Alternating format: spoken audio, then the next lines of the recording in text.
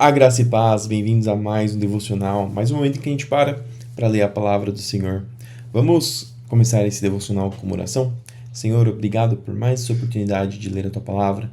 Abençoa para que o Teu Espírito Santo nos guie nesse momento, para que nós possamos aprender sobre o Senhor e para que nós possamos colocar em prática isso que nós aprendemos, para que possamos cada vez mais nos tornar mais parecidos com Cristo. Isso que eu te peço e te agradeço em nome de Jesus. Amém. E vamos começar. A Esther hoje vai ler conosco lá em 2 Samuel 17, do 1 até o 29. Aitofel disse a Absalão: Permita-me escolher 12.000 homens para sair em perseguição a Davi ainda esta noite. Eu o alcançarei enquanto está exausto e desanimado. Farei que ele entre em pânico, e assim todos os seus soldados fugirão. Então matarei apenas o rei e trarei todo o exército para o Senhor. A morte do homem a quem o Senhor busca lhe trará de volta os demais. Assim, ficará em paz com todo o povo. O plano pareceu bom a Absalão e a todas as autoridades de Israel. Depois, porém, Absalão disse: Tragam Uzai, o arquita. Vejam qual é a opinião dele. Quando Uzai chegou, Absalão lhe contou o que Aitofel tinha dito. Então perguntou: Qual é a sua opinião? Devemos seguir o conselho de Aitofel? Se não, o que você sugere? Só lembrando do que a gente leu antes, Husai, ele era o conselheiro do rei de Davi e ele tinha combinado, ele não saiu do lado de Davi, mas ele combinou com Davi de que ele iria até Absalão para frustrar os planos de Aitofel. Então, Husai aqui ele está jogando como um espião de Davi. Husai respondeu a Absalão: Desta vez, o conselho de Aitofel está equivocado. O Senhor conhece seu pai e os homens dele. São guerreiros valentes. No momento, estão tão furiosos quanto uma ursa da qual roubaram os filhotes. E lembre-se de que seu pai é um soldado experiente. Ele não passará a noite com o povo. É provável que já esteja escondido em alguma cova ou caverna. Quando ele sair e atacar, e alguns de nossos soldados forem mortos, a notícia de que os homens de Absalão foram massacrados se espalhará. Então, até os soldados mais destemidos, embora sejam corajosos como um leão, serão tomados de pavor. Afinal, todo Israel sabe como seu pai é um guerreiro poderoso e como são valentes os homens que o acompanham. Recomendo que o Senhor reúna todo o exército de Israel e convoque soldados desde Dan ao norte até Berseba ao sul, tão numerosos quanto a areia da praia. Aconselho também que o Senhor mesmo vá à frente das tropas. Quando encontrarmos Davi, cairemos sobre ele como o orvalho cai sobre a terra. Nem ele, nem nenhum de seus homens sobreviverão.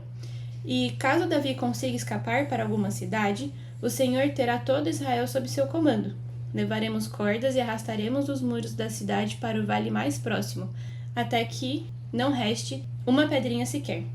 Então Absalão e todos os homens de Israel disseram: O conselho de Uzai é melhor que o de Aitofel, pois o Senhor havia decidido frustrar o sensato conselho de Aitofel a fim de trazer desgraça sobre Absalão. E vocês veem como Deus ele age nas ações desses homens. Então, Aitofel deu um conselho, Husai deu outro conselho. O Senhor não agiu de maneira miraculosa derrotando Absalão ou alguma coisa assim. Ele fez com que o coração de Absalão preferisse o conselho de Husai, que era favorável, no caso, a Davi. Husai contou aos sacerdotes Zadok e Abiatar o que Aitofel tinha dito a Absalão e às autoridades de Israel, e o que ele próprio havia aconselhado. Rápido, disse ele aos sacerdotes. Encontrem Davi e insistam para que ele não passe essa noite nos pontos de travessia do Jordão, mas que atravesse o rio e vá para o deserto. Do contrário, ele e todos que o acompanham morrerão. Jonatas e Aimaas haviam ficado em En-Rogel, para não serem vistos entrando e saindo da cidade. Tinham pedido que uma serva lhes trouxesse a mensagem que deviam transmitir ao rei Davi. Contudo, um rapaz os viu em En-Rogel e avisou Absalão. Por isso, fugiram depressa para Baurim, onde um homem os escondeu dentro de um poço em seu quintal. A esposa desse homem estendeu um grande pedaço de pano sobre o poço e em cima espalhou grãos de cereal para secar ao sol, para que ninguém suspeitasse que estivessem ali. Os homens de Absalão chegaram e perguntaram à mulher: Você viu Aimaas e Jonatas? A mulher respondeu: Estiveram aqui, mas atravessaram o riacho. Os homens de Absalão os procuraram sem sucesso e voltaram para Jerusalém. Jonatas e Aimaas saíram do poço e correram para onde o rei Davi estava. Depressa, disseram ao rei. Atravessem o Jordão ainda esta noite. E lhe contaram que Aitofel havia aconselhado que ele fosse capturado e morto. Então Davi e todos que o acompanhavam atravessaram o rio durante a noite e chegaram à outra margem antes do amanhecer. Quando Aitofel viu que Absalão não havia seguido seu conselho, selou seu jumento, foi para sua cidade natal, pôs seus negócios em ordem e se enforcou. Assim morreu e foi sepultado no túmulo da família. Davi chegou logo a Maanaim. A essa altura, Absalão havia reunido todo o exército de Israel e conduzia as tropas até o outro lado do Jordão. Absalão havia nomeado Amasa para comandar seu exército em lugar de Joabe. Amasa era primo de Joabe. Seu pai era Jéter, um ismaelita, e sua mãe, Abigail, era filha de Naás, irmã de Zeruia, mãe de Joabe. Absalão e o exército israelita acamparam na terra de Gileade. Quando Davi chegou a Maanaim, foi recebido por Sobe, filho de Naás, de Rabá dos Amonitas, e por Maquir, filho de Amiel, de Lodebar, e por Barzilai, de Rogelim, em Gileade.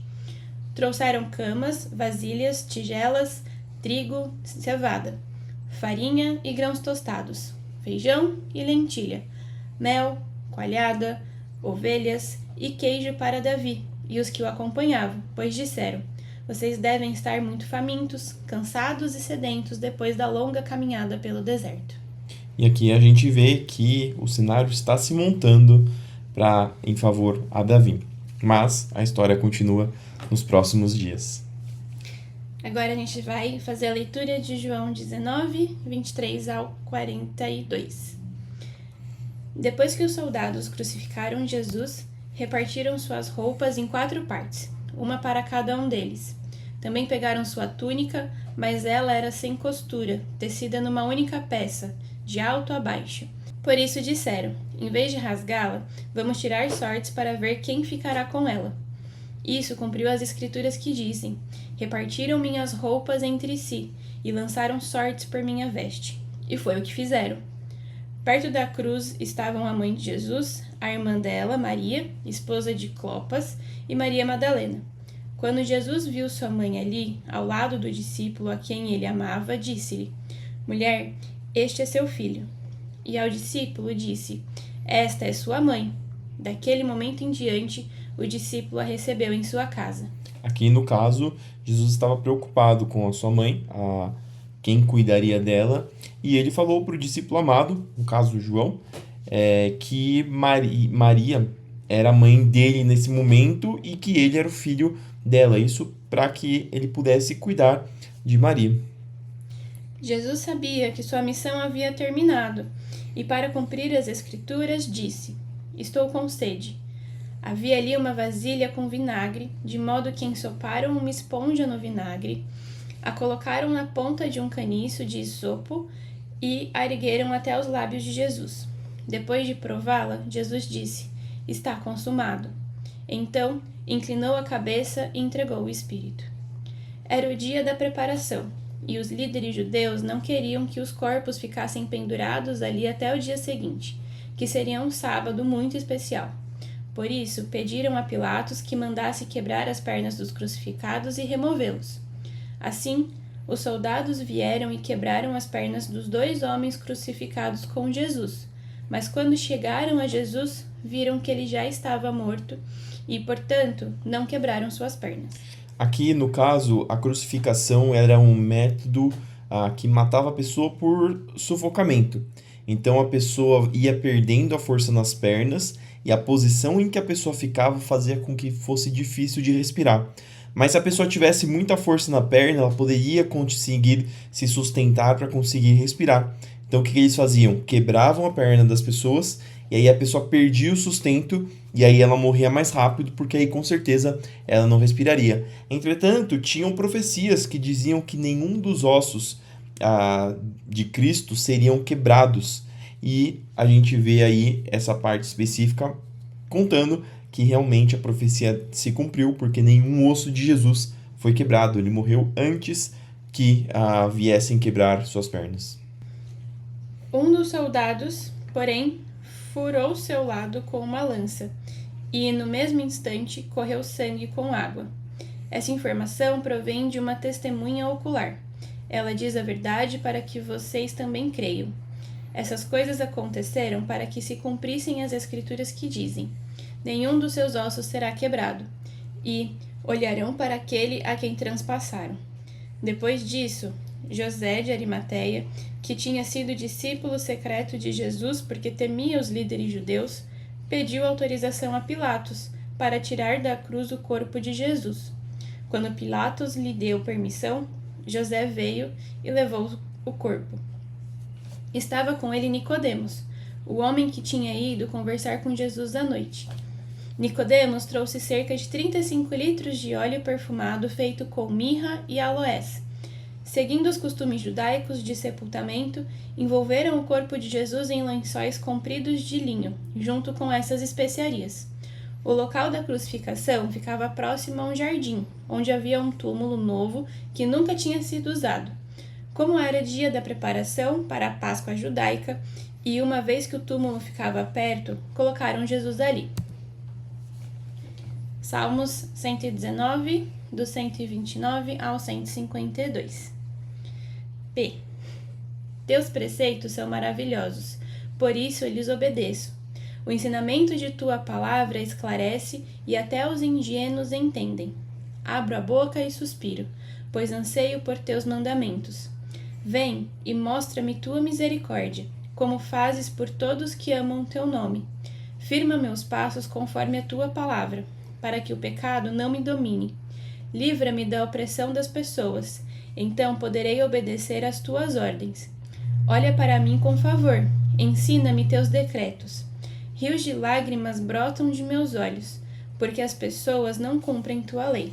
Aqui o salmista está mostrando o quão importantes são os ensinos de Deus. E eu acho interessante essa parte aqui, ó.